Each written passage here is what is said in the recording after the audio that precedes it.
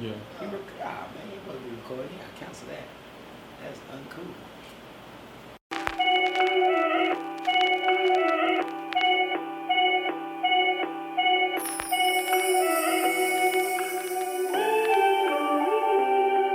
Lows, nigga. Hey people, I'm Terry Bluez and I want to welcome you to Black Gift TV.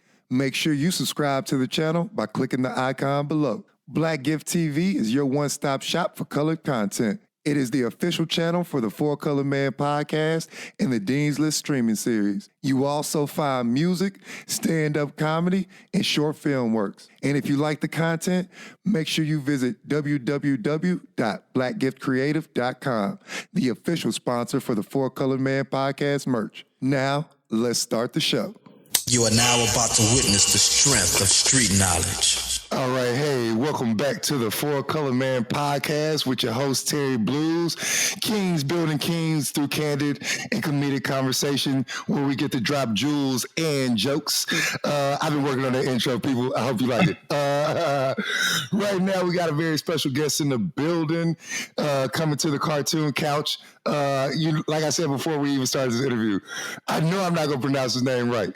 So I always call him OD. My man Odunze Whyte.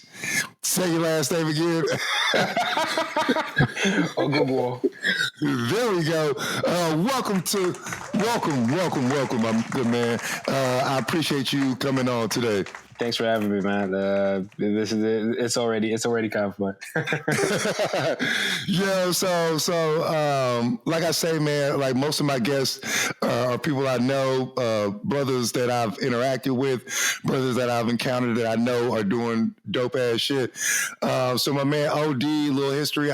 We went to grad school together, graduated together. We were part of that Black Council in the MFA program. There was 3 brothers in the room while we was in there. But I know I'm not going to give my man any justice if I try to introduce him. So go ahead, my man, run down your resume, your background, your history for the people to know what you've done. So, as Terry said, we got masters and graduated, for fact, in May this year, 2018. And but before that, I've been doing a lot of comic work. I had a computer science minor in my undergrad, but during that period is where I really got into sequential arts, and I started writing and illustrating. So I'm a writer, illustrator, creator of a series that I currently run, an ongoing series called Apple Black, and another one called Bakasi, which I actually worked on during my master's, and I was part of my thesis, and it was part of, in fact, the whole the show at the end with the gallery. And so that's Bakasi and Apple Black that I run, and for the past couple of years, I've built an audience for myself as an artist and as a comic creator specifically, and build an audience for that through social media with YouTube, Twitter, everything, to kind of offset having to pay for a lot of advertising and things like that. And, it's worked out, and recently hit 200,000 subscribers on YouTube and 40K on Instagram and blah, blah, blah. The list goes on.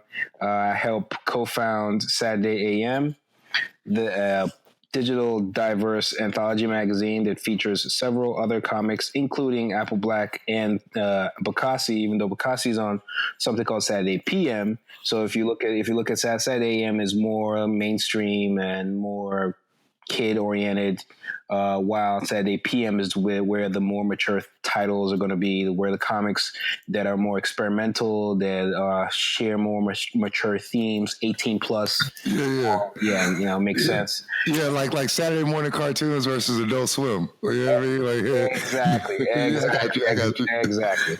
So I help put that together, and it's currently running. And Saturday AM is actually going to have its 100th issue in a week.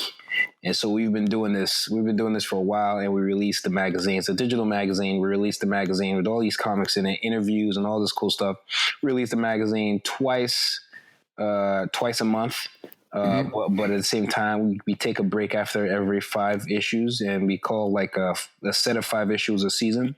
So in a whole year for Saturday AM, we release like 20 issues that year, and it has a subscription and everything. Just go to Saturday-am.com, and then White Manga stuff, where I do on my YouTube channel, I do a lot of art tutorials and just document my whole art journey, and do a couple other fun art stuff online to just be part of that community, as well as build an audience for my own work and bring awareness to that. So I do tutorials, and so you can learn from me on the channel as well.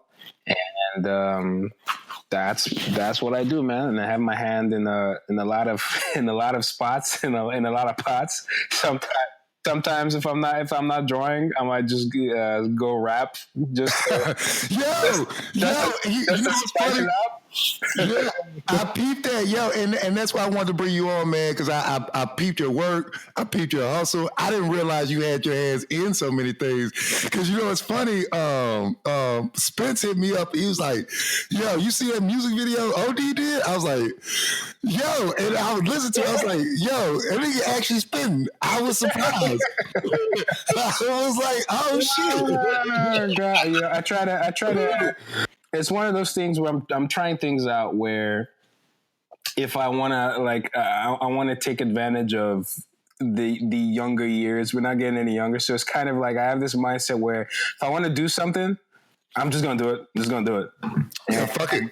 Why not? And see what happens. So, you know, with the whole music thing, obviously the downside is you're splitting your focus a little bit, right? Mm-hmm. So I with the music, it's more, it's not that it's a hobby, but it's kind of been taking a back burner because there's a lot more that goes into it. It's fun to do, but then when it gets into the technology aspects of it, there's a lot more that goes into it with all the studio, blah, blah, blah, blah, blah, blah. Yeah. Now I feel you on the logistics part. I came from that background, and I had to, you know, the interview we did with Big UU, we talked about, because we were both ex-struggle rappers and pivoting into different ventures that are more, I won't say profitable in just like monetary search, but just like an outlet that's more, people are more willing to accept, right? Because I think it gets to a point, we talked about this, like, if you black, oh, you rap? Yeah, of course you do. You try to send me a mixtape? I ain't trying to hear that shit. You know what I mean? Like, yeah. So it's one of those things where, yes, it's something that I do, and anything I want to do, I don't want to like half-ass it. So it's kind of like a struggle, like a balancing act, because I want to make sure I do it right. But you know, this year I got some plans, because what ended up happening is the songs that I dropped like last year and the year before, it was really from like 2017, but like they did pretty well on like Spotify out of nowhere, you know. So, you know, maybe there might be something in there. But at the same time, I want to try, and I don't want to shy away from what I actually do with my comic stuff, which is more influence. Like I get a lot of influence from Japan with manga and with that Japanese aesthetic. And so I want to plan things where it kind of blends it together. Yeah. So I want to I'm looking at putting together like an animated music video. Yo, that would tie everything together. Yeah, we got to talk offline, because I know you see I'm doing, welcome to my cartoon studio. You got the animated version going on here, baby.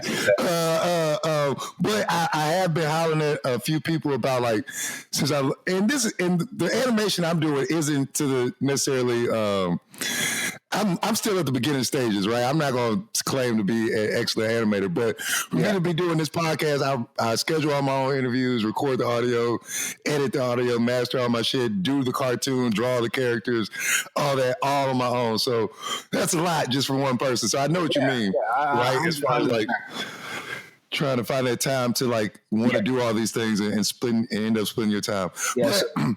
Go on. Yeah, no, but let's back up a little bit, because like you got a lot going on, man. I feel that, but I want to start, you know, a little back from like where you started from, right? Because you got into the comic, or you know, you touch a little into the music, you're into the comics, you're into a lot of other things, like let's start from the beginning, right? Because you're actually Nigerian. Yeah, right? I was born in Nigeria, and I spent like most of my youth in Nigeria. I traveled from time to time, but like for the most part, I spent most of my youth in Nigeria, and basically came over here for primarily for education, and so I did also UTA, University of Texas at Arlington. I did computer science at first, and I was a fine art minor. But halfway through, I kind of flipped it because I just knew that this is not something I wanted to do. You know what I mean? And so because I already spent a lot of time and hours with computer science, I just flipped it and kept it as a minor and did the other stuff. So I ended up taking some classes that I didn't need to take, like calculus 3 or something. You know what I mean? So I finished with that. But before all of that, I spent most of my youth in Nigeria. Obviously, after graduating, then I did master. I took like a year break, and then I came for masters. And how old were you when you moved here? You didn't move here to like college age? I didn't move here until like college age. So okay. I came here in 09. I want to say early 09, like January 09. And but before that, I spent most of my youth in Nigeria. Me, the previous episode, me and Spencer, we talked about him, going to the Sudan. Shout out Spencer. Yeah, shout out Spencer, man. We already had him on the episode. We had to give my man OD. 2 dope artists out of UTA's program, so we gotta be doing something right? Yeah. But we talked about his trip to Sudan and how he got to paint the mural and his experience, right? Yeah. As a whole. And I remember him telling me, like, I've always had this thing, or maybe it's just because, like, I don't, and not in the sense of, like, not connected with my roots, but, I mean, we're not being Black Americans, but, like, I don't consider myself African American because my ancestry dates back to American Black slavery, right? Yeah. You're Nigerian, right?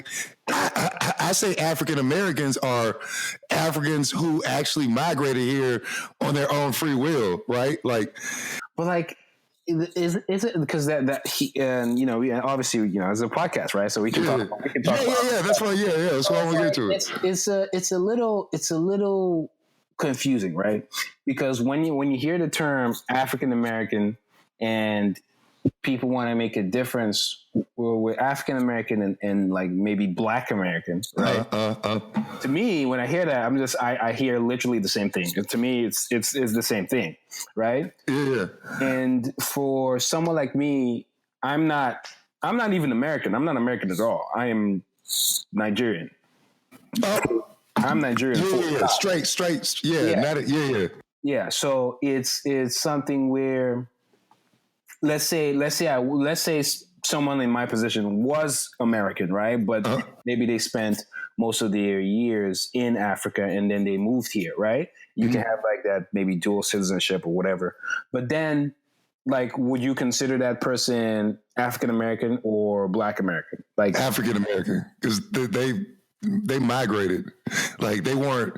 You know what I mean? Like, I think to me, because I use the example of what do you call a white person that's born in South Africa that migrates to America? That's true. They are African American. They're more African American than I am. Yeah. Fair point. You feel me? So, but let me ask you this. And I didn't realize that you weren't an American citizen. You're just straight, like, you came here for the student visa, right? If that's the case, right?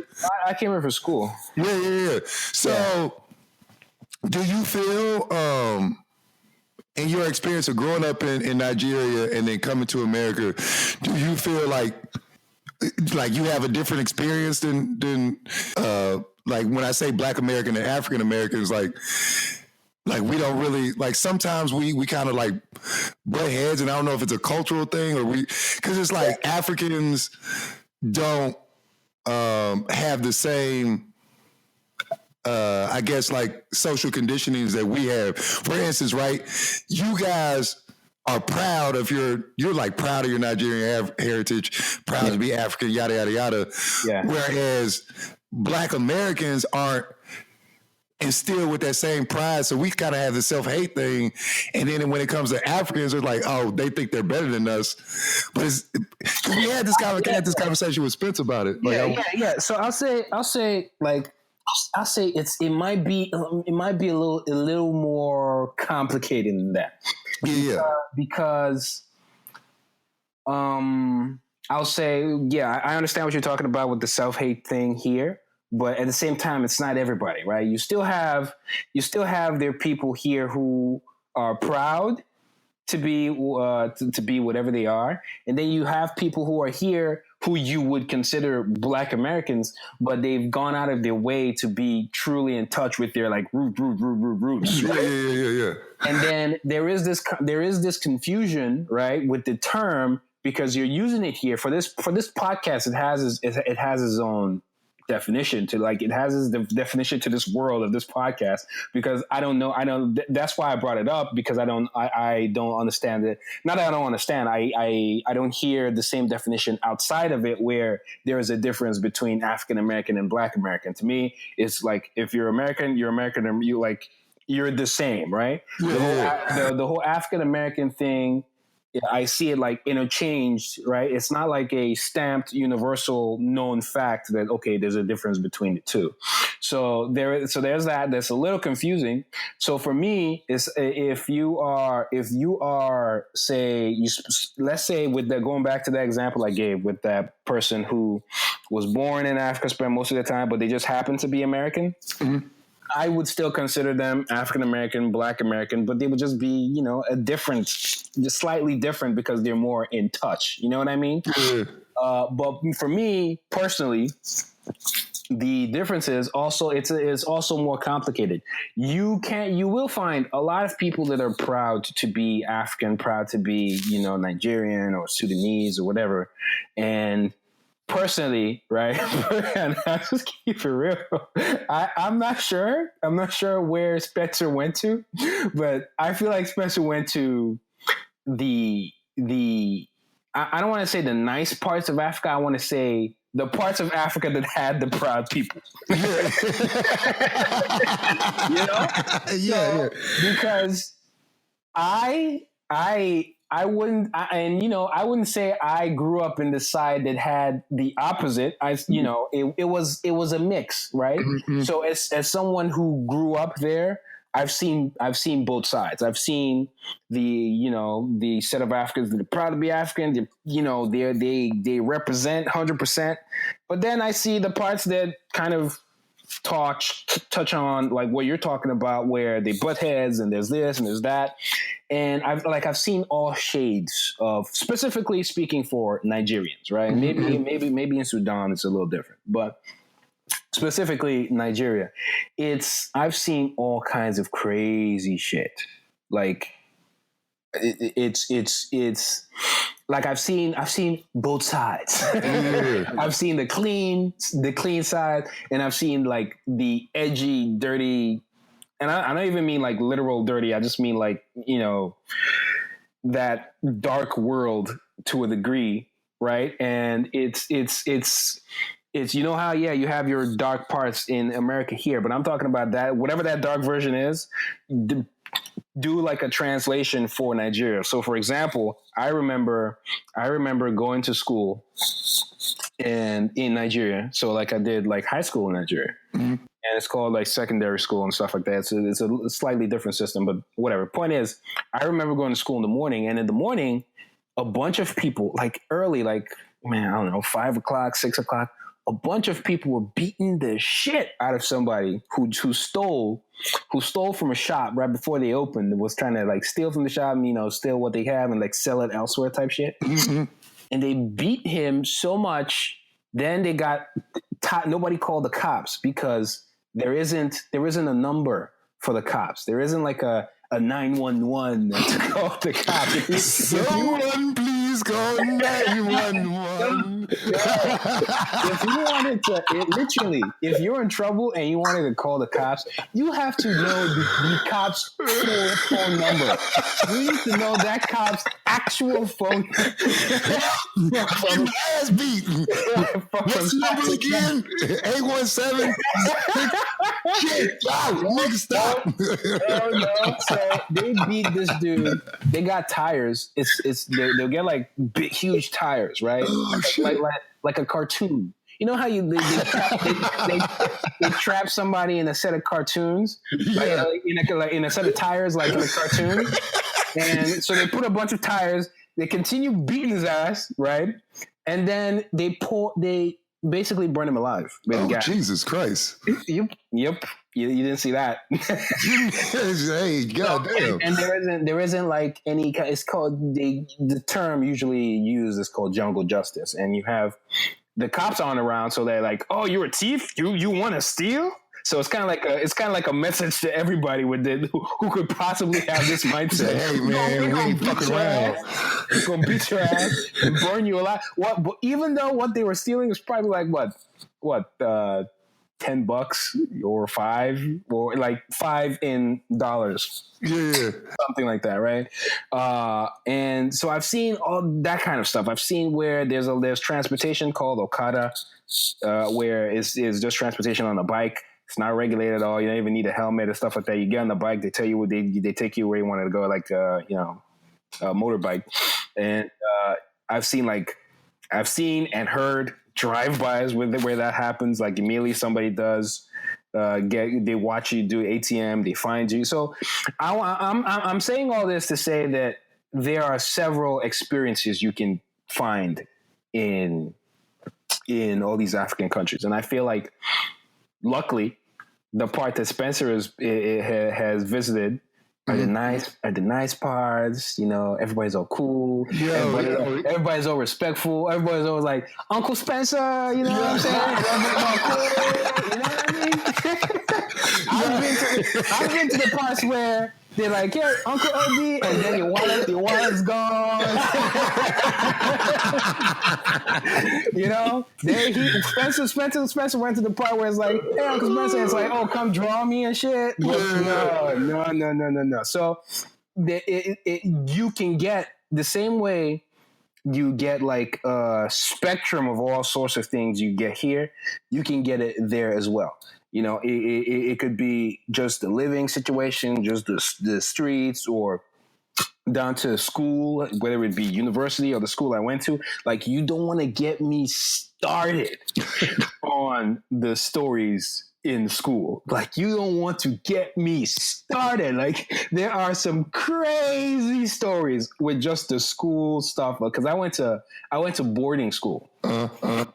And it was boarding school over there. It's not like boarding school over here. And it's like the stories are. I could write a book, like a book with like series numbers.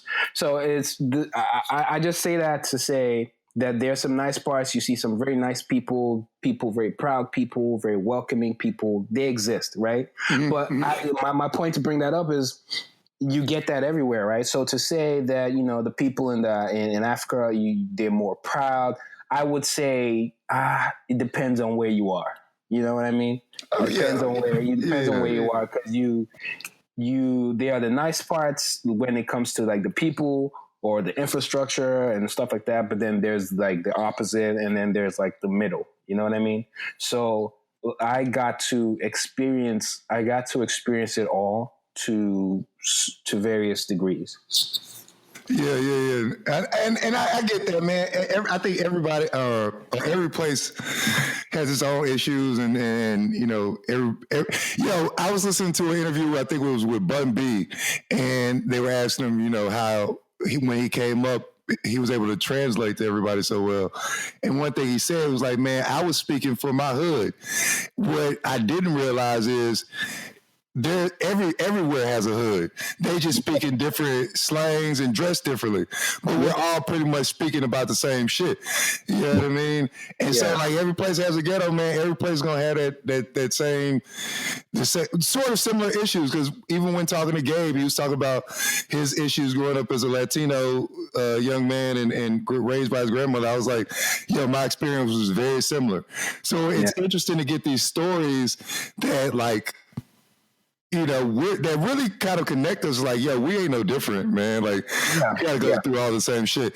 Now, so within that, right, you growing up in Nigeria, walking to school, seeing motherfuckers get burnt alive, and that's just a normal Wednesday. I admit, I didn't see it. I didn't.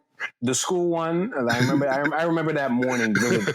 It happened a couple other times, and then there were some other times where I just heard about it. I didn't see it.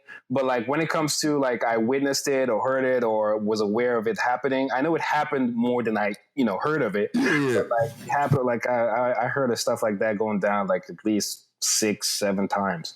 Yeah, man, that shit sounds wild. But so you as a kid, and you said you went to boarding school, so like maybe that's a little different experience. At what point?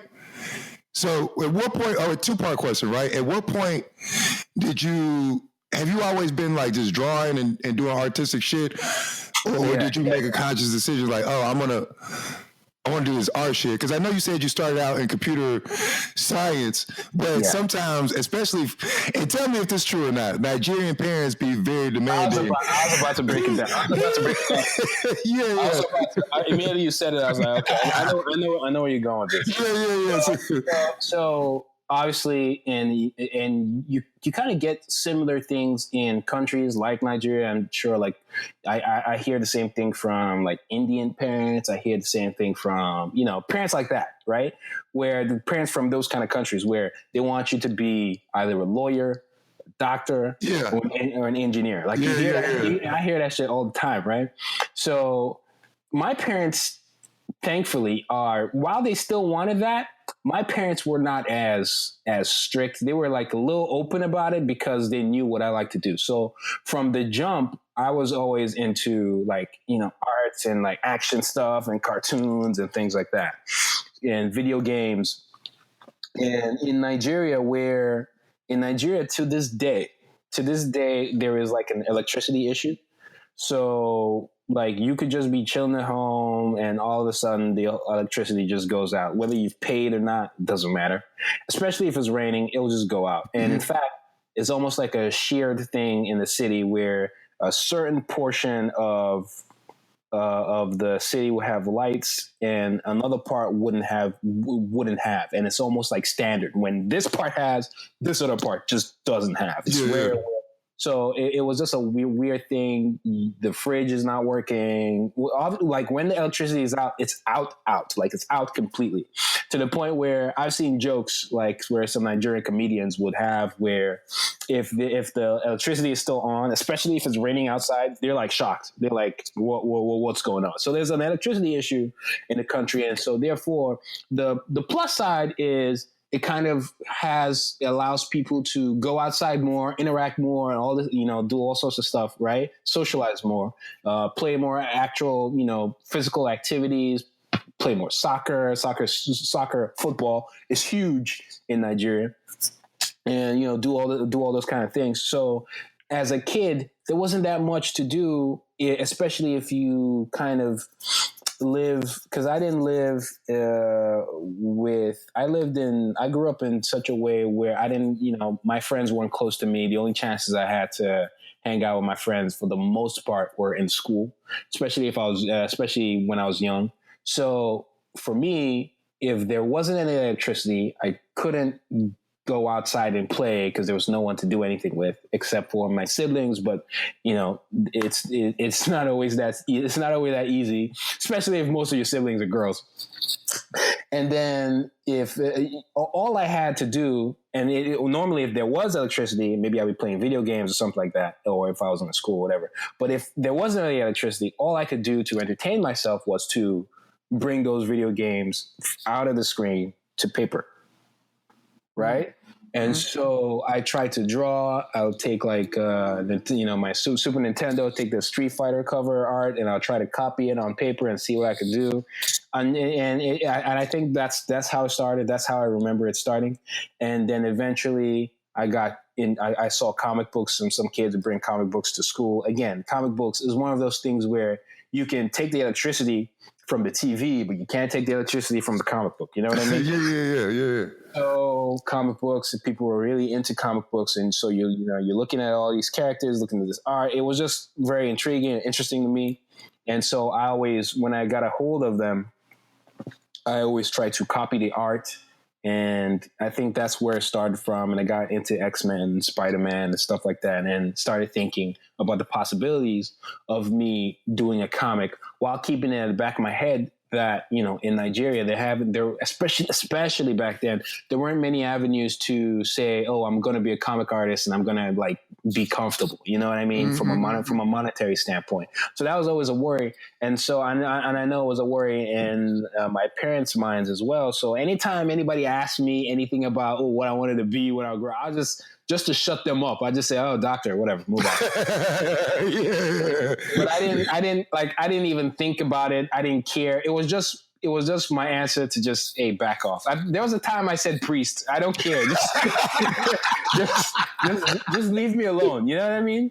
And I'm gonna be a man of God, man. Shut the fuck up. Yeah, because like if I said comic book thing, they might like have more questions. I'm just like, dude, you know what I mean? Yeah. So there was that, and I drew whatever I could get my hands on. When there was electricity, I watched whatever shows we got, and slowly I got into like the more Japanese stuff, like a Pokemon or Rurouni Kenshin and things like that, and started noticing some differences between the Eastern cartoons and comics and the Western ones. I liked them both, and I only really got into the Eastern ones which is where I'm mostly when it comes to comics, right? Because I'm influenced by movies, by Western movies, directors, and all that kind of stuff, like film stuff as well. Because I think it's all connected to a degree, right? Yeah. So I'm influenced by all sorts of stuff, music as well. But then the influences from Japan specifically only really started to hit like in 2006 and stuff like that, where internet became a bigger deal, to have access to whatever comics they were able to put online and things like that. So that's how I was able to, get into the Japanese side of comics, and that started to influence me more.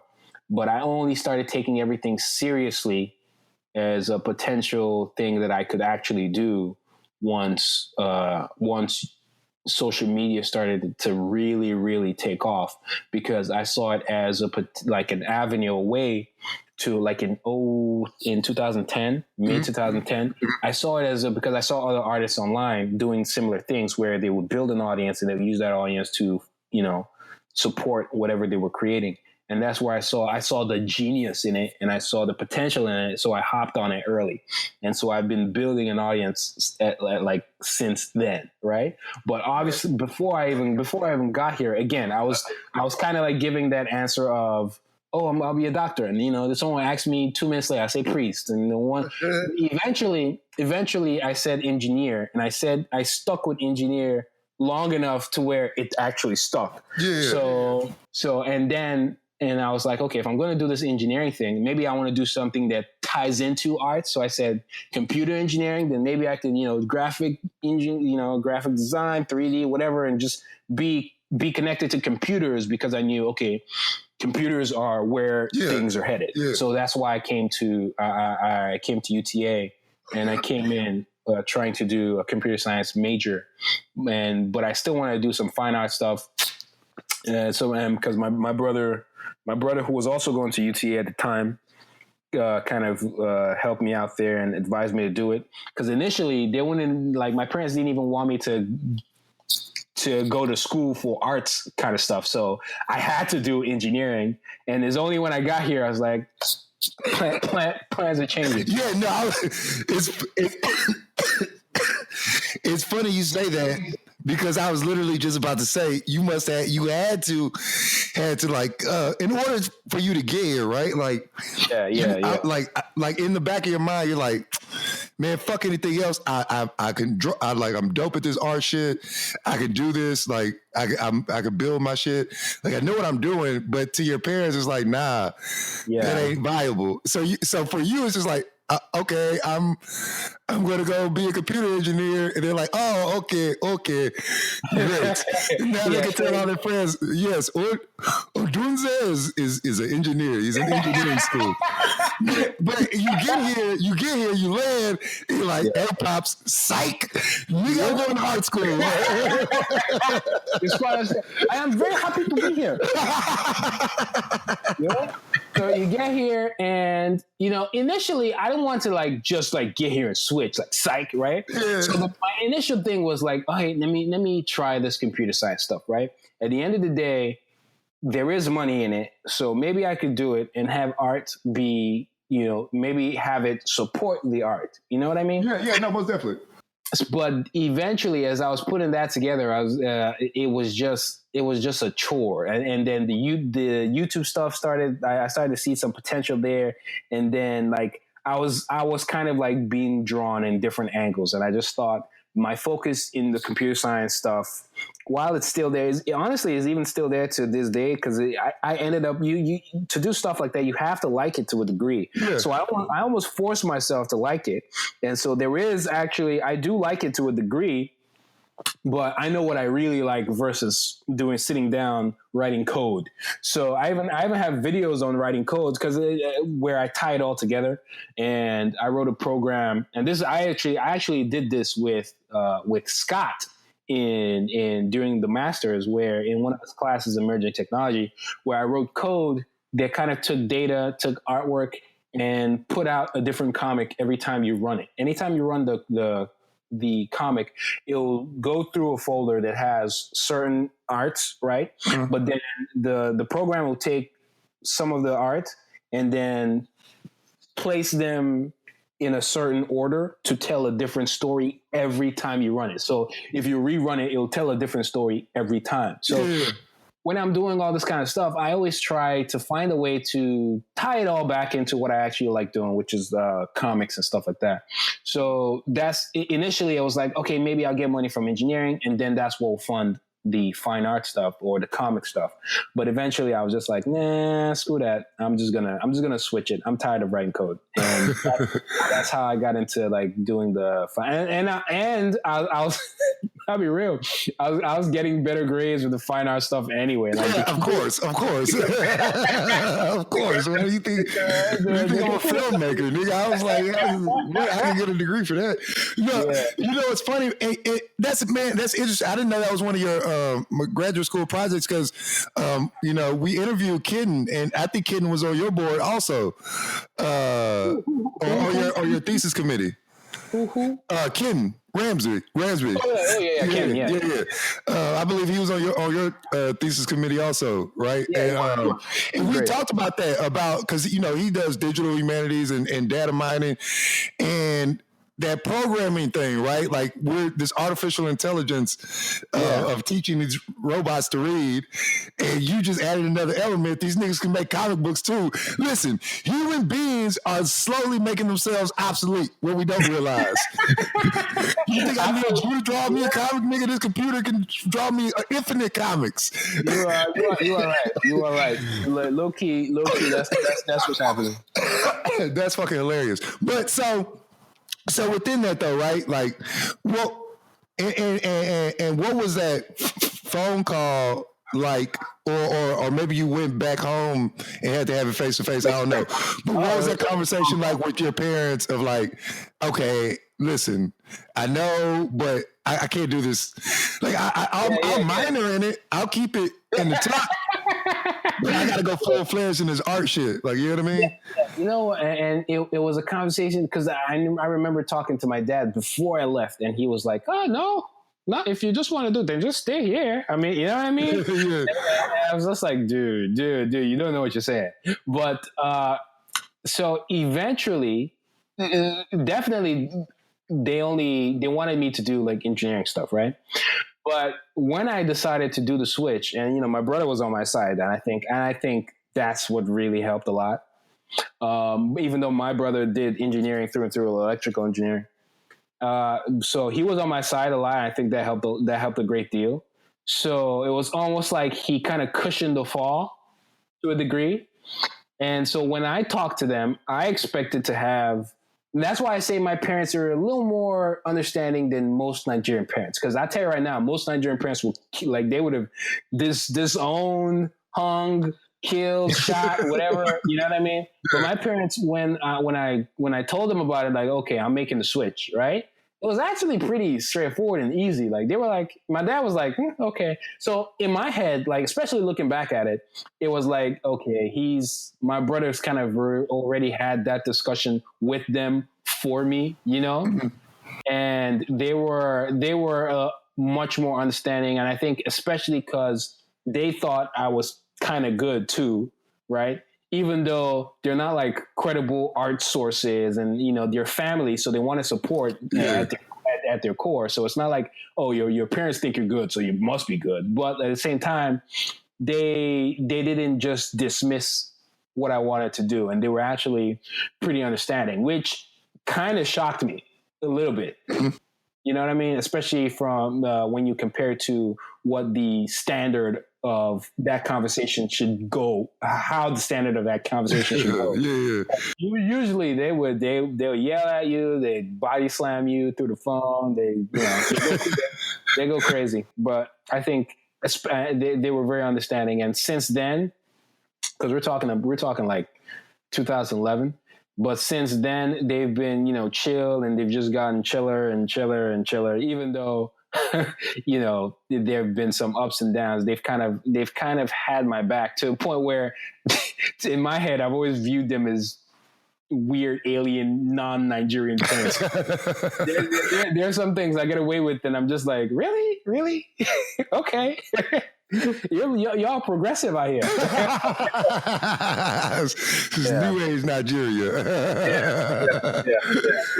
Yo, so there definitely some, like, because there are some artists in Nigeria, and there are, like, nowadays there are some outlets and avenues to explore comic creation and animation, 3D animation, 2D animation in Nigeria as well. So it's not just them. I think it's the whole country is trying out new things. So that was cool. Yeah, perfect segue, because I was literally just about to ask you this, because I'm glad you brought that up. I was going to ask you, because one question I usually ask is like, as men of color, we talk about like influence and inspiration, and who we have to look up to. And one of the things that I really loved about going to UTA was being able to work directly under Yaki. He was a brother that I looked at and was like, yo, I want to be him.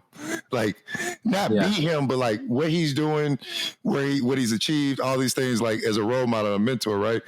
And then even growing up, like, filmmakers, we had like black filmmakers to look up to.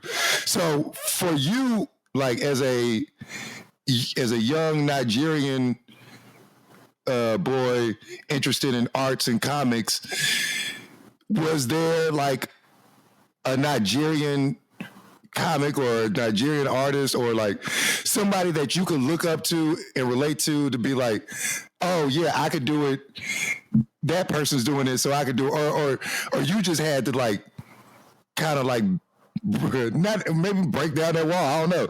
Like, was there anybody in that space that you could look up to? Yeah.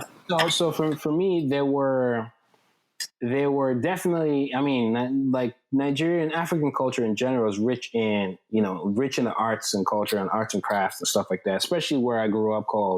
There's a town called Festac, and Festac is actually a short name for it's called Festival of Arts and Craft, from some festival that happened in 1977 or something, some shit like that. So like it is rich in culture and rich in arts, but for what I wanted to do specifically, whether it be arts in video games or comic books or telling superhero type supernatural type, fantasy type stories.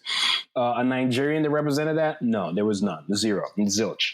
So it was kind of like me looking up to, either the white guys or the Asian creators or wherever from, but definitely not Nigerian creators from where I was. There were a few that events but this was much after, this is after I had grown up a whole lot more. There were some comics, but they weren't, I don't even think they were drawn by Nigerians. I think they were maybe drawn by maybe South Africa or something like that. But I didn't even know who the creator was at the time. You especially when you're so young, you're not so focused. At least for me, I wasn't so focused on who drew what. I was just engulfed in what I was reading.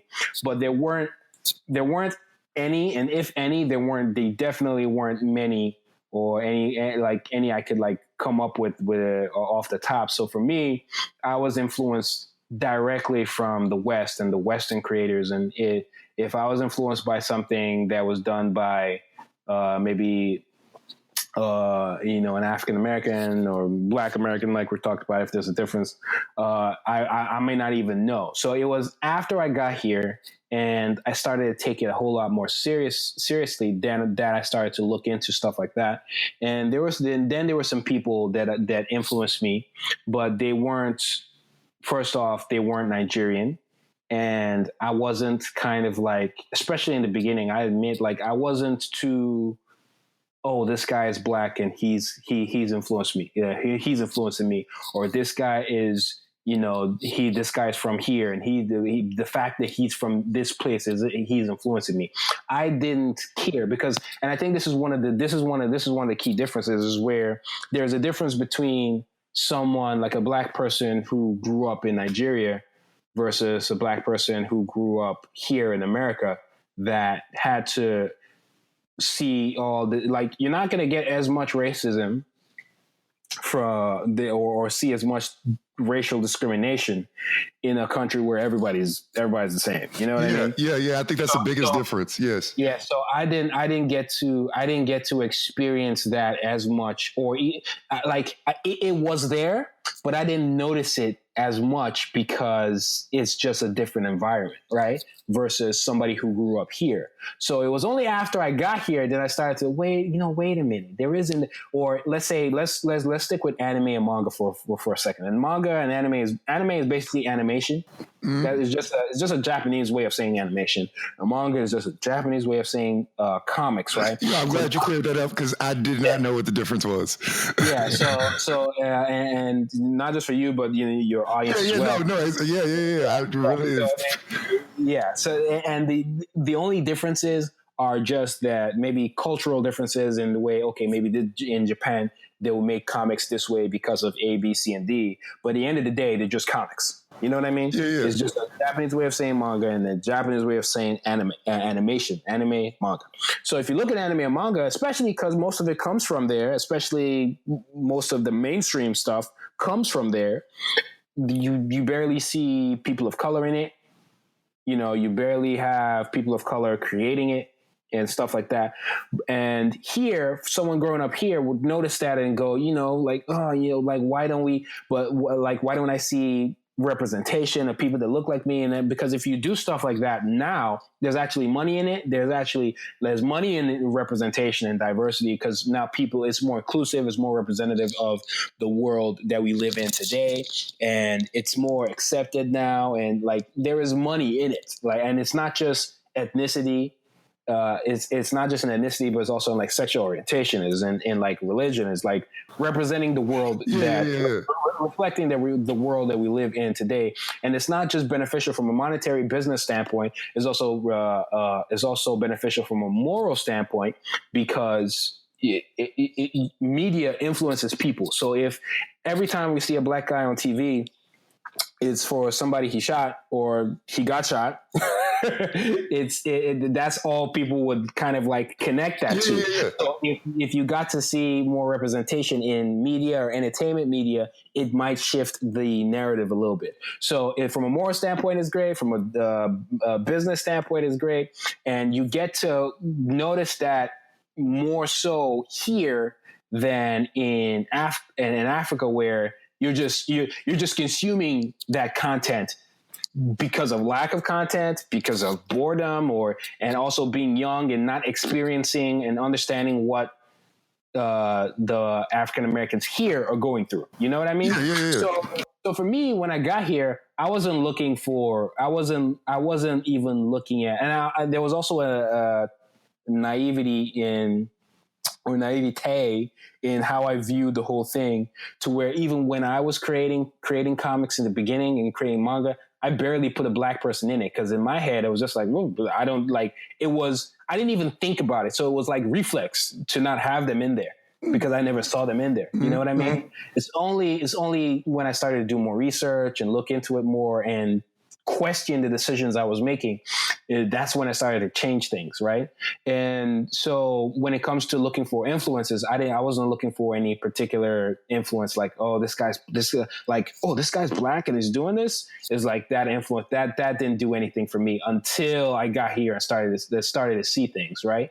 So even though there was that shock, like there was a guy called Felipe Smith, and Felipe Smith, he, African American, went to Japan to make comics, and at the time it was almost unheard of to have somebody like that who could speak the language. He went there, he was a published creator there. So it was only when I saw stuff like that, and for the first time, I was kind of like, wait, you it's not that I thought you couldn't do it, but it was almost like it's never been done. And sometimes you might even have the idea that maybe black people don't want to do it, but you see it, and there was that shock because it's rare to see stuff like that. But I just viewed that, I didn't view it as, oh, I'm inspired by this, this guy who's done this amazing thing. I just viewed it as, he's done this amazing thing, but it's extra amazing just because it's rare, not because he's black or anything. But there are more nuances to it, and there's more to that story the more you get engulfed in this community, in America, and you start to see things and notice how things take place in the media and how things are put together. And when you listen to other stories from black people and why maybe they're so vocal about certain issues and things like that, that's when it started to open my eye and see the importance in it, and why it was more special than I thought it was, or why it was more important than I thought it was, or why it was more shocking and, than I thought it was originally. So people like Felipe Smith, who was able to do stuff like that, where I would say it was eye-opening and influential for me. There's another guy called LaShawn Thomas, is a black creator. I think he played a role in putting together Boondocks, Black Dynamite. Oh, no, okay, yeah. I was gonna say, like, as far as the style goes, and I'm gonna be honest with you, I'm not really in the world of manga and anime. I do have a few art school friends that are, but the only experience, or that blacks like Japanese manga anime style in like Aaron Magruder's work of the Boondocks, of Afro Samurai, Black Dynamite kind of thing. Yeah, Black Dynamite, and he's doing more. I think he just got a little for, so with LaShawn, I think he just I don't know the full story with it, all the info, but I know he has something with Netflix. He has a couple of shows with Netflix, and one of them I think just got greenlit or is starting on production, where it's called Yasuke, and is about and I think it's a true story, or at least is adapting certain elements of a true story of like a black guy who was in the whole samurai Japanese shogun era, but he was like a black samurai in that era, which was unheard of. But this is like a true story of an actual black samurai. Well, which is funny because on Saturday PM, right, we have a creator, because it's adapted from a true story, so you can have several versions of that same story. So there we have a title created by somebody on Saturday PM called Robert Brahams, and he creates a series called Black Samurai as well, with the same idea, but obviously the execution is different, and it kind of follows the same thing of this black samurai from that era. And I think as time has gone on, you were starting to see more of that, where you have black, more diverse creators, not just black, but like from all over, right? creating content, creating manga, creating anime, and making it more representative of the world they know versus having everything just be, Japanese. You know what I mean? Because that's initially what happened. So in my head, when I saw like manga and anime and things like that, I just thought that it just had to be Japanese. But again, like I said, it's only until I traveled, talked to more people, did more research that I understood that, there was an importance in bringing new ideas and making things more diverse and more representative of the world we live in from a business and moral standpoint, that things started to change. And there are a lot of creators coming up now that realize that and are trying to change it. And then you still have some nerdy culty people that are like, it still has to be hotter. What? You don't have to put a black in. It's usually some dude that obviously isn't black and doesn't understand it. And honestly, in some cases, it might actually be a black dude or a Mexican dude who's like, what? A Mexican guy?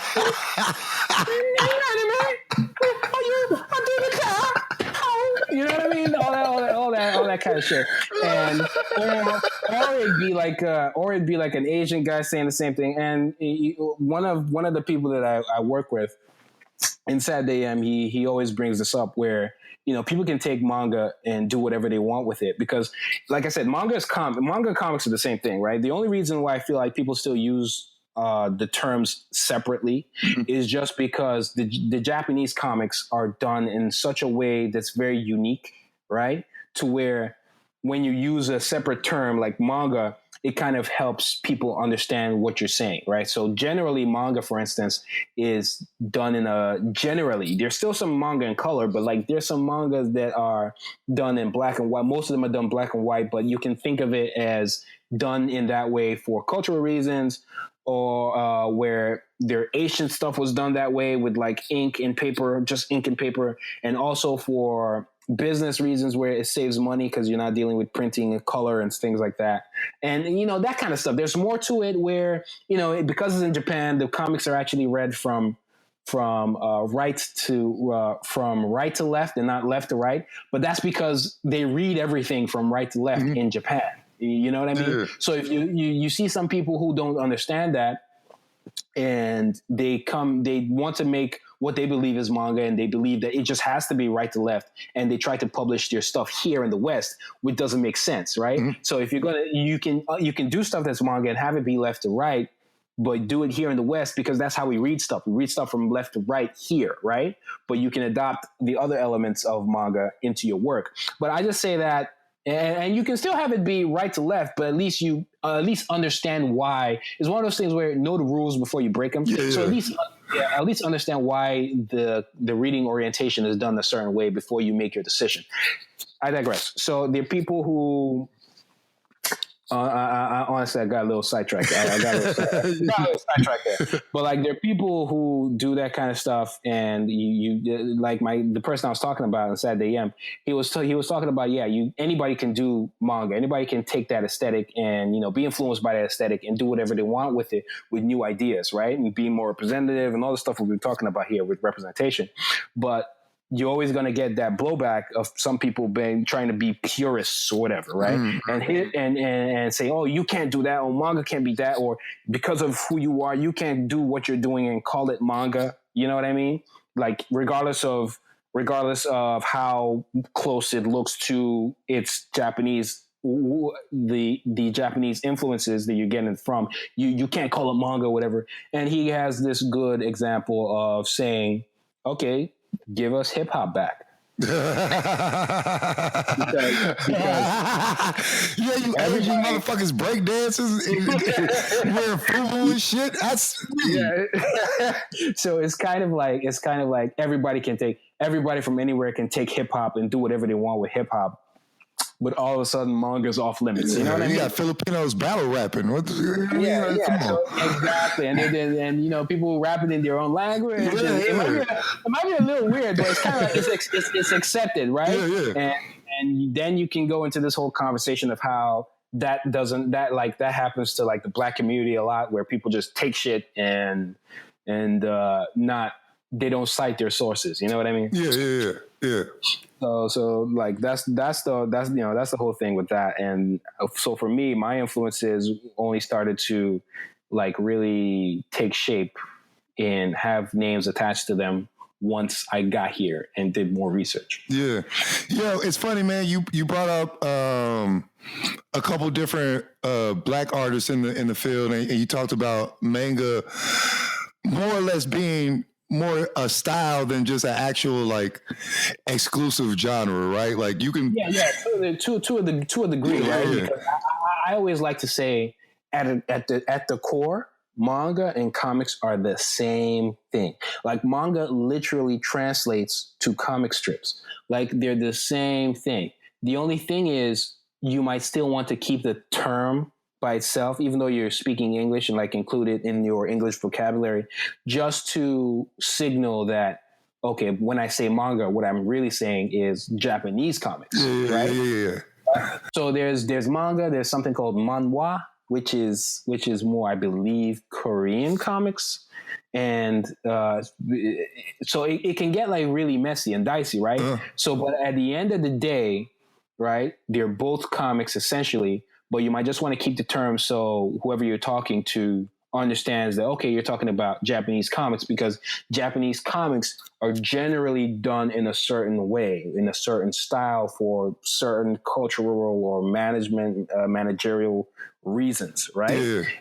So some people might want to adopt that because they're influenced by that and bring that to the West. Manga is also a little more cinematic too, as well. So they might want to adopt that and bring that into maybe Western comics, right? But if I did that, so for instance, if I took those elements but I created the whole comic in the West, and I'm clearly not Japanese, I don't come from the East, to a degree, what I'm creating, even though I want to call it manga, which it is essentially, it's a Western comic, right? Because it's done it's created in the West. It's left to right. It's done by me. You know what I mean? So in a way, it's a Western comic, but in a way, it's a Western manga. So it's kind of complicated, but not really if you just see it for what it is. Yeah. And for manga, literally translates to comic. Yeah. Well, and that's the thing too, right? So like. We talk about like Western manga, who makes it, right? And so you do the Apple Black series, right? Yeah, I do Apple Black and Picasso. Yeah, and so correct me if I'm wrong, right? And this is a question.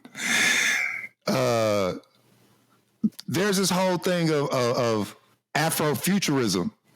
Right, I'm pretty sure you're familiar with that term, and because I feel like, is your work classified in the Afrofuturism sort of realm? And one, would you consider yourself in that realm? Two, what do you define that as? Because I feel like it's what people are defining as like Afrofuturistic art and comics and animation is sort of like those black nerds who were into manga and anime, just bringing it into the African diaspora. You know what I mean? Yeah. So for me, I think with Apple Black, you can find elements of that, right? Mm-hmm. But I think it's bigger than that. And then with Picasso, you can find more elements of that. But again, I think it's a little more broader than that. Mm-hmm. So for me, with Afrofuturism, I would say it's just like reimagining, African American history or African history, and infusing it with like fantasy stuff and like fiction and science fiction and all that. That's the way I view it. And a good example will be like Black Panther and stuff like that. Mm-hmm. With my series, I think I only have elements of that and not as a whole. So for Picasso, which is what I kind of worked on my thesis when I was doing the master's, there are elements of that because I'm not reimagining exclusively African history or African American history or their culture or stuff like that and just adding science fiction. I'm more inclusive to beyond just African American, you know what I mean, or African, right? Mm-hmm. And just and including casting a broader net. And I think that stems from, again, going back to me not growing up here, me not seeing things the way say an Aaron Magruder would have seen it, or the what's his name, the guy who did the director of Black Panther or stuff like that. Coogler. Yeah, Ryan Coogler. Like I see it's a very, because of the different backgrounds, we would see things very differently, and so where Afrofuturism, I think, kind of hones in on the aspect of Black or aspect of African. I am touching that, to be fair, more than anything else, because I am African, but I am very inclusive. So for me, it's kind of like I would say Afrofuturism plus. I'm making up shit now. So it's like I'm Afrofuturism plus, because I'm not just focusing on one. I'm one part of history. I'm trying to be more inclusive and getting more inspiration from all sorts of places, and that's what I'll say. So I just made that up right here. If that becomes a thing, exclusive. You heard it here first, people. Yeah. So like I understand what you're saying, but I think I would say I'm Afrofuturism plus, because I'm not just focusing on the Afro part of it. I'm going beyond that, and it's more. I do more of that with Bakassi.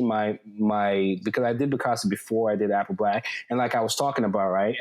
You're growing as an artist, right? So Apple Black has slowly been changing to even be more inclusive, have more diversity and things like that. Because in the beginning, again, when I started, I had more of that naivety, and it's taken time to just chip away and grow as an artist and understand more why certain decisions are made and why certain things are done a certain way. And so slowly that's been changing. And Bakassi is what I started while I was in the Masters. And at that point, I had learned a lot and I'd seen a lot. And that's why that one is probably more inclusive than anything that I've done. But I've spent more time with Apple Black. I've created more like Apple Black Volume 1 and 2 are out and working on the third volume. And these are volumes with, like, overall, I have over 400 pages done, right? Whereas Bakassi, I'm still in like the double digits. So just to answer your Afrofuturism question, I'd say yes, but it's beyond that. So I'll say Afrofuturism plus. Well, let's back up a little bit, right? Because we got into, like, you doing the Black Manga and getting into Apple Black and Bakassi, right? So where's the point where you go from, I'm drawing because I like to draw, to, I'm taking this serious and I'm starting my comic, or I'm starting my YouTube channel, or I'm starting where did you get to that point? Was it before you came here to school, or was it like you being in school? It was after, right? Because before I came, I still had that mindset of, okay, I'll do this whole engineering thing. And then, if I still love drawing, if I'm still into it, because again, in the beginning, once I started drawing, as time went on, I got better and better and better. And that, to the point where people thought I could actually have it as a career, but I'd be broke. It's like, I'd be good, but I'd be broke. So, or at least good chance I'll be broke.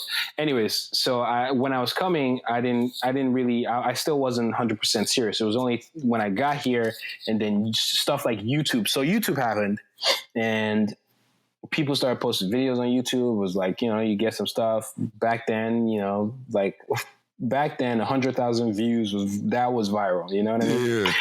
And so you go. I started to see people creating content, like drawing and putting their work online and getting feedback and building audiences. And then they'll turn around and sell the comics that they've already created. And I just thought that was genius, right? Because this was the first time I was hearing about this person, but this person is making a full-on living doing this. So it was one of those moments where, okay, you're starting to picture things in your head where, okay, you can actually make this work. You can actually make this happen.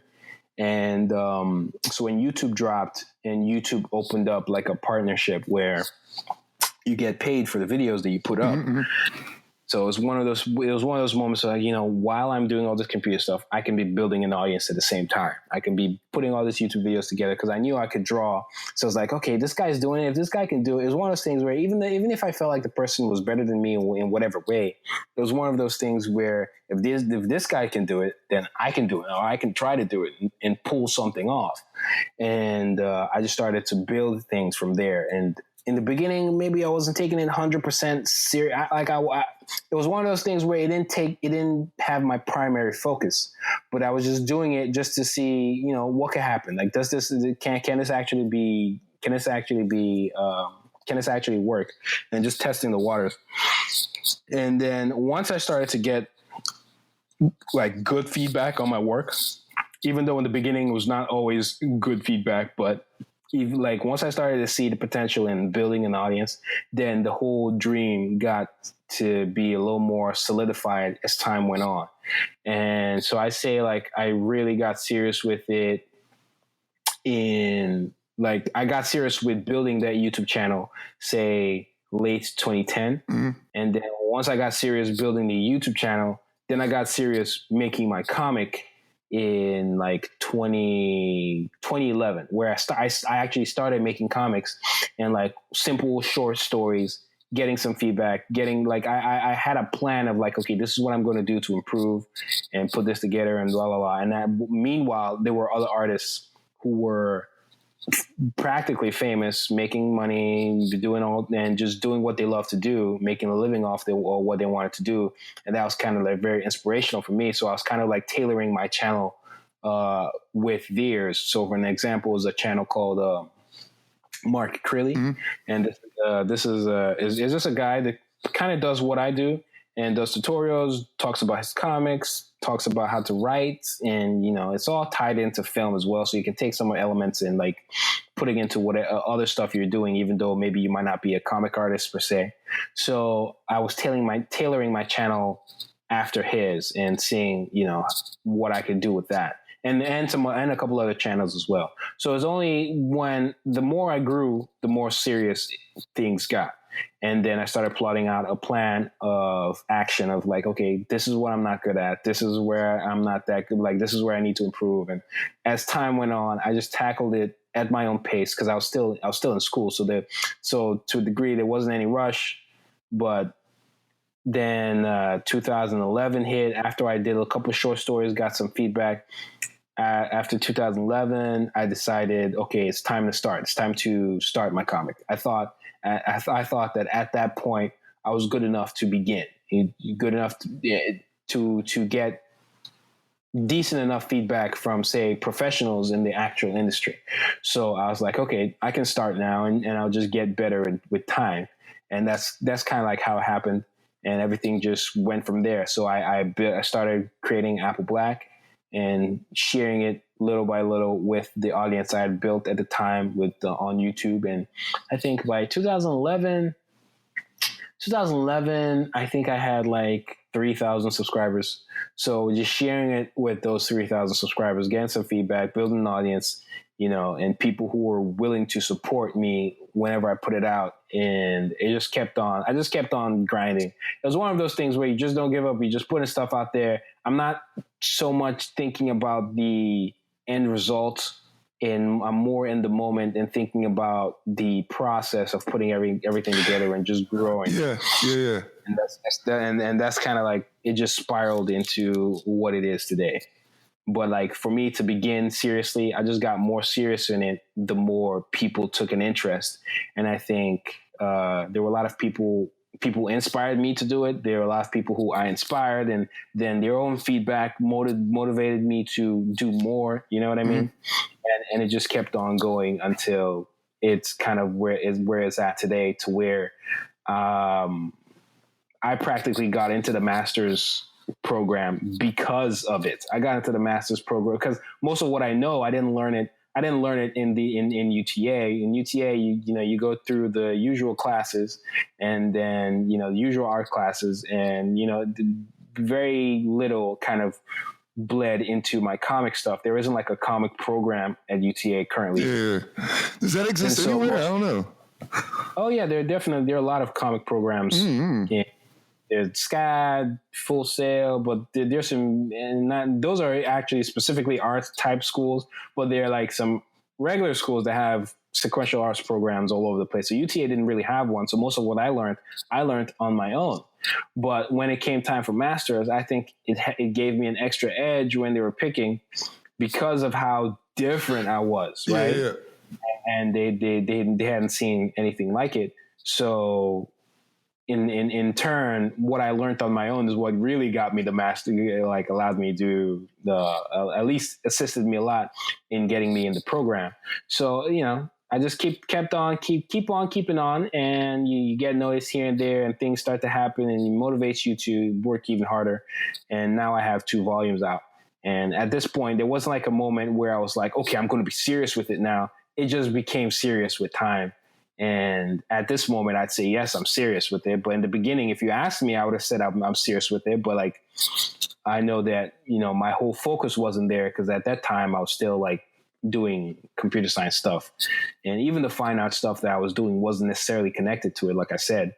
But it was just a continuous grind. And the more important it got, the more people it reached, the more people it inspired, the more people inspired me. It just became more serious and improved, and I improved on all fronts with time. Yeah, I don't know if anybody caught that shit was a jewel. Dropped, pick it up. Cause what you said I think was very interesting, man. It was on some Gary V type shit. And I don't know if you're familiar with Gary V. Like this, I'm familiar with Gary V. So like what he says, like what you said, I thought was very interesting when you were like, I'm taking it serious, but I'm not taking it serious in the sense of like, I'm taking my craft serious and I'm trying to perfect my process. And within that, I'm putting it out, and I'm not worried about trying to get 1 million views to it. I just want to get better. And the people who, as I'm putting it out, flocking to it, that'll build. Like, don't worry about the end result. That shit'll build. Yeah, I think, now that I think about it, it's probably subconsciously that I said it probably because I've seen some Gary V shit. I think I just heard him say that shit like even today.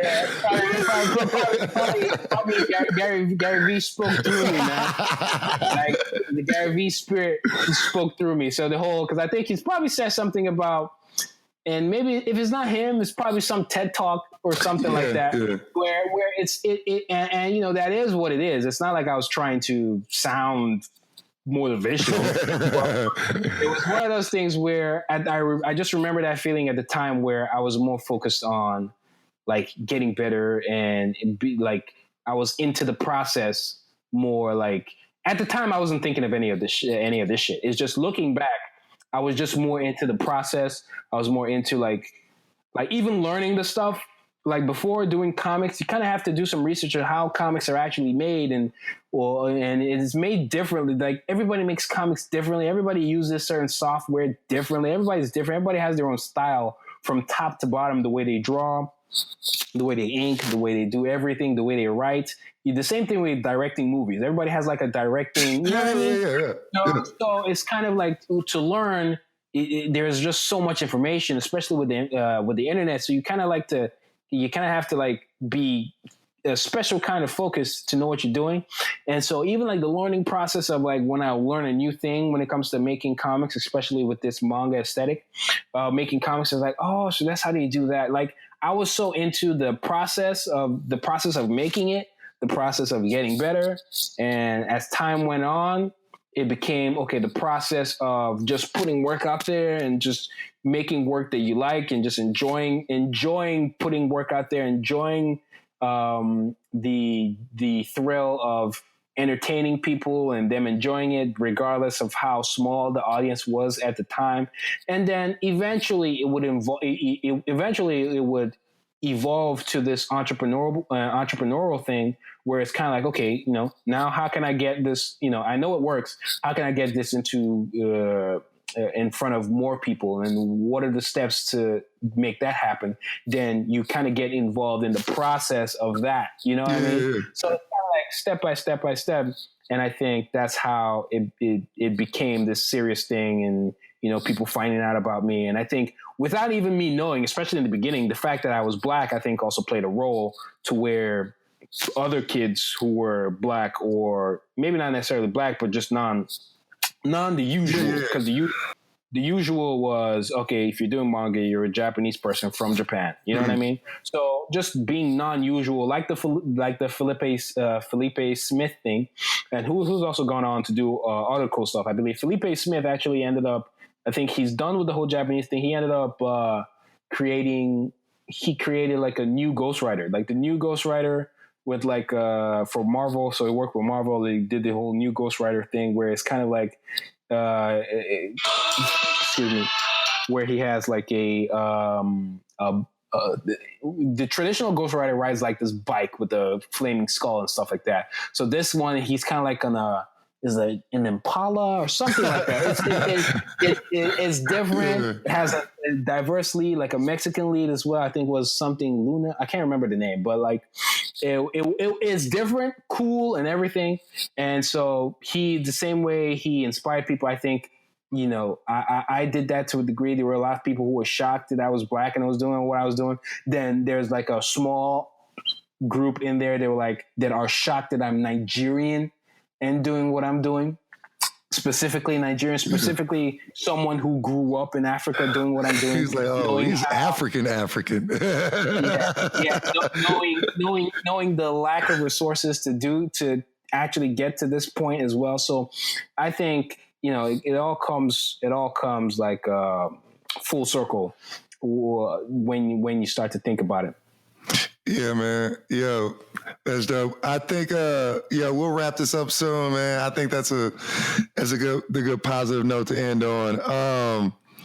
One thing I like to do, man, I've started this segment and one thing you said is the reason why I'm doing this podcast, man, is like, you know, try to create a process, and have an outlet to be able to inspire people, right? And one of the things I love is we get to come on here and joke, but also get into some in-depth shit, man. So this last segment, we always close with I like to drop jokes and jewels. So if you know, we like to close out with our guests dropping a jewel on the audience.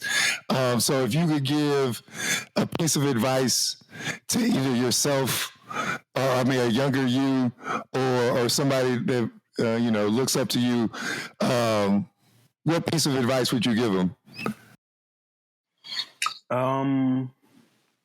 I would say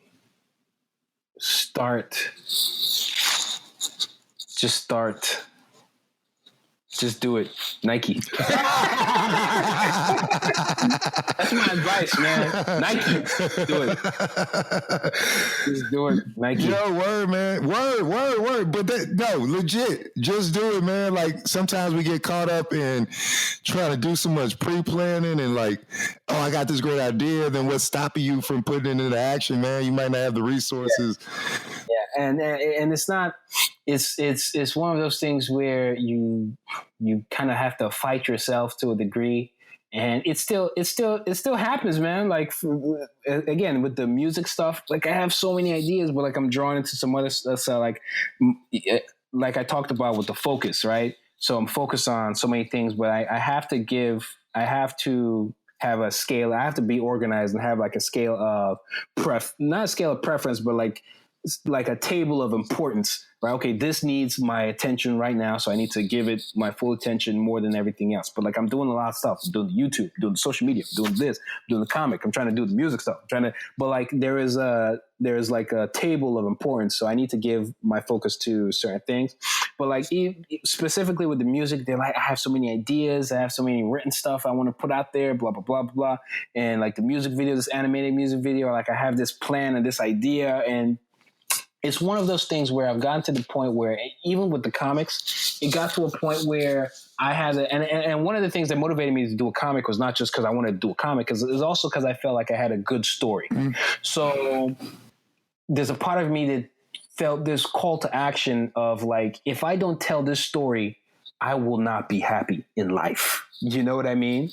And so with the music stuff, it was also one of those things where it's like, okay, if I didn't give this a shot, I will not be happy, you know? And I'd rather try and have it. I'm not trying to fail. I'm not like sometimes you fail and you shouldn't be afraid to fail. It happens sometimes and you just get up from it. So I'm not trying to fail. If I fail, that's cool. You get up, you do what you do. Next course of action, you do what you can, right? And to keep moving forward. But like I'm trying to win at these things I'm doing. But if I end up failing completely, I want to know at least I gave it a shot. You know what I mean?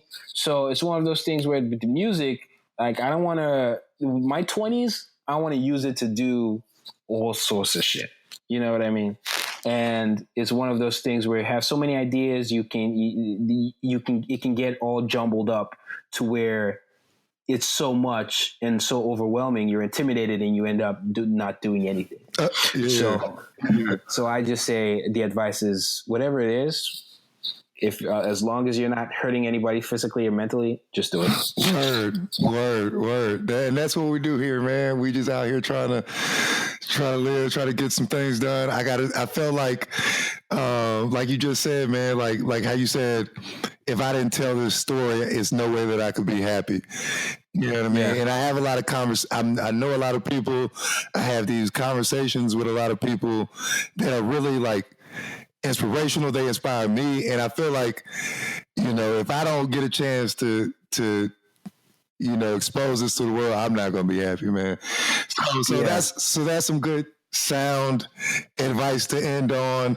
If you got a story to tell, if you got an idea, if you got, whatever you got in the tuck, don't let nothing stop you, man. If you don't see no representation, then you be the person to knock down that door. Whether you're gay, transgender, whether you're black, whether you're Asian, whether you were born on Mars. Yeah, be an alien, be like... I don't know, whatever you do, man. Eventually, I was literally just about to say, if this is on the web 30 years from now and you're a robot and you're listening to this, do you, man? Do you?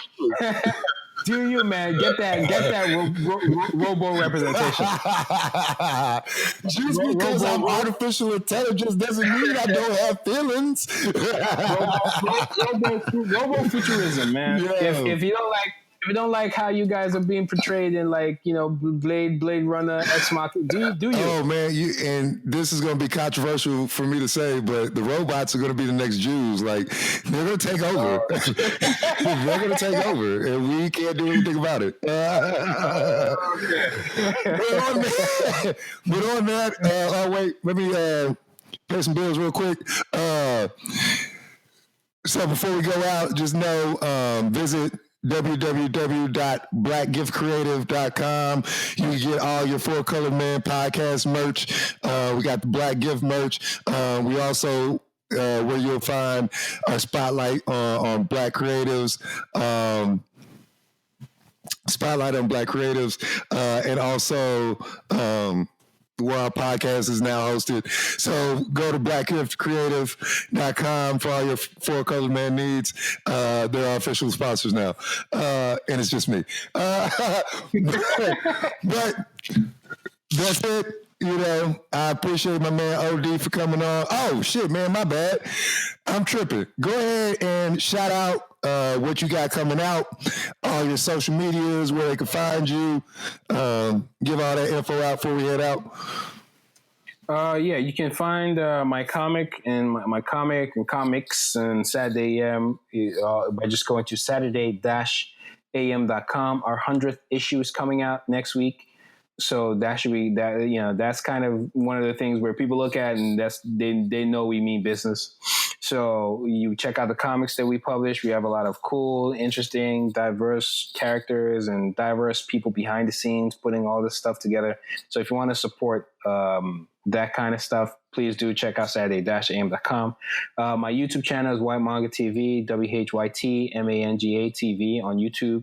If you just search Whyte Manga, you'd find it. And it's Whyte Manga TV on YouTube. It's Whyte Manga on all social media.